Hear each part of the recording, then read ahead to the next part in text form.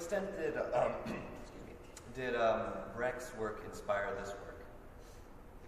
Oh, that is such a hard question.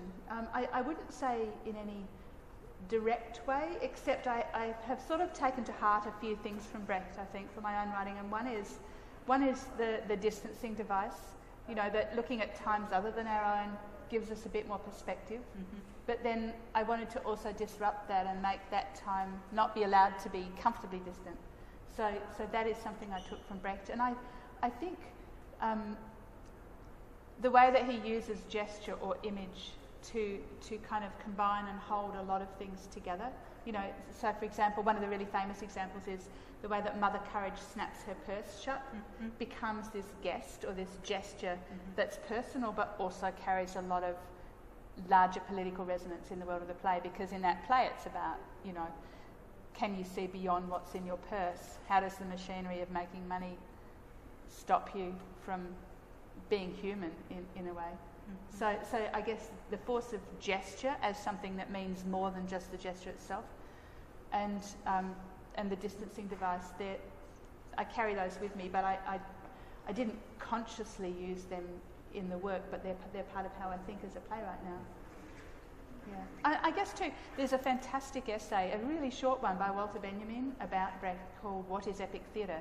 Mm-hmm. It's like 10 pages long or something, and he says this fantastic thing, which is that quotation is one of the central devices of all structuring. You know, so that any time you take something out of context and move it into another context, it's one of the central ways in which art and meaning is structured. So that gesture is always quoted in the theatre, and that gives you a kind of structural means for building a story. I think I've completely misquoted him, but something about quotation or citation being really central to structure, and that being central to Brecht's epic theatre has really stayed with me, because Trojan Barbie is all quotation in a way, but it's sort of re-inhabited quotations. Right. So. And forces one to reconsider whatever has come before. Yeah. You can't be comfortable with it, and perhaps Brecht didn't want us to be comfortable in his theater. I expect to be I hope to be made a little uncomfortable in this production. Is that a goal? Do you want a less than comfortable performance from your actors? I think so. I mean, for me, I hope that people feel alive and awake when they're watching. And for some people that's really comfortable, and for some people it's really not. You know, I mean, I think for me as a playwright who comes from other countries, one of the things that I struggle with in this country is that the general kind of tone that people seem to prefer in the theatre is a bit sweeter than I like. I wanted to ask you and about that can be hard for me. I heard you quoted as saying that Australians are so much more cynical than Americans are. Is that true?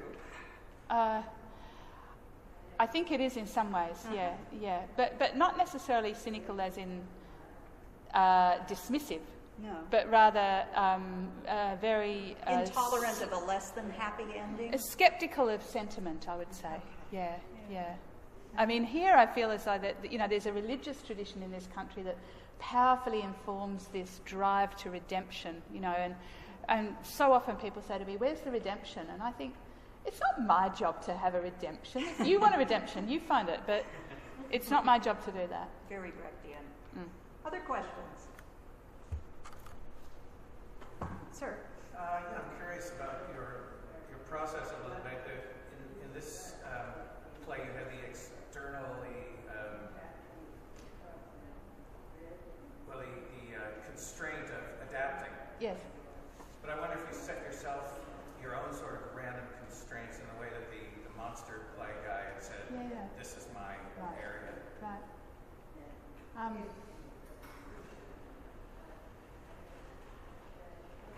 I don't know if this quite counts as a constraint, but it became a kind of physical structuring device for me. I really love designers, and I love the way that visual artists think very much, you know, and it gives me so much in my own thinking. So for me, one of the tasks of the play was that Polly's sculpture, which she describes at the beginning, had to be finished by the end of the play. That it actually had to physically get made during the play, and that was like a clock. And that when the sculpture was finished, she would become part of the sculpture. You know, she would basically fail at her attempt to be a creative living girl and become a doll and an icon by the end of the play. You know, and that would be the sculpture. But, you know, this thing about redemption, I feel like for me, the fact that that happens to Polly doesn't mean I think that is what should have happened to Polly. You know, I feel outraged that that happened to her, and I hope that people take away the feeling that it shouldn't have happened because she's this girl that wanted to live and to make art, you know.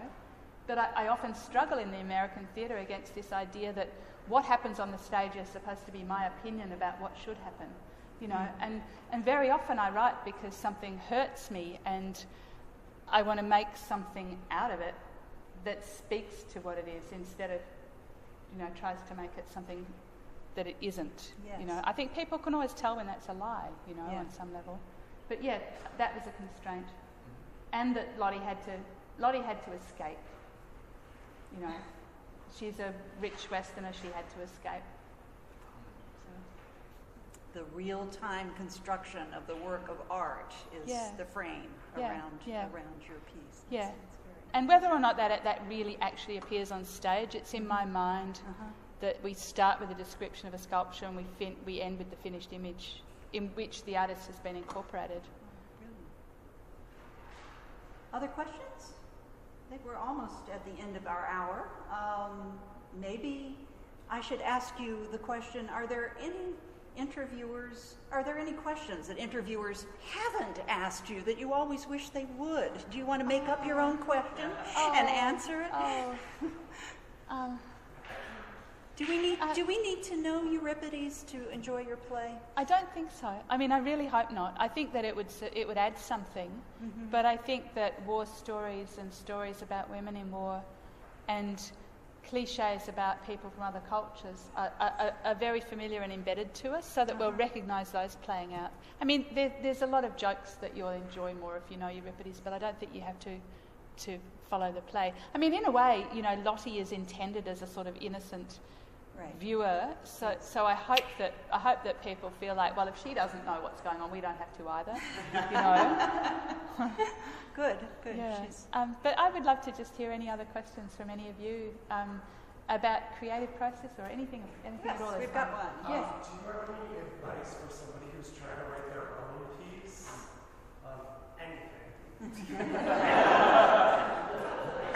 Any sort of recommendations or advice for a young playwright?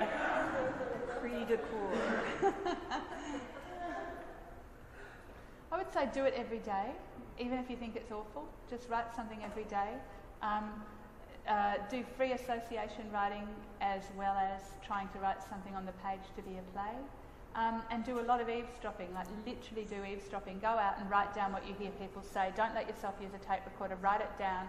Do that a lot. And then read those things aloud and think about how people talk and why they say what they say. And read a ton of plays by really different playwrights. And go and look at art. There. A teacher of playwriting gave you a very handy list there. Other questions? I think we may have finished. Okay, that's Thank great. you, Christine Evans. It's my pleasure. Thank you so much.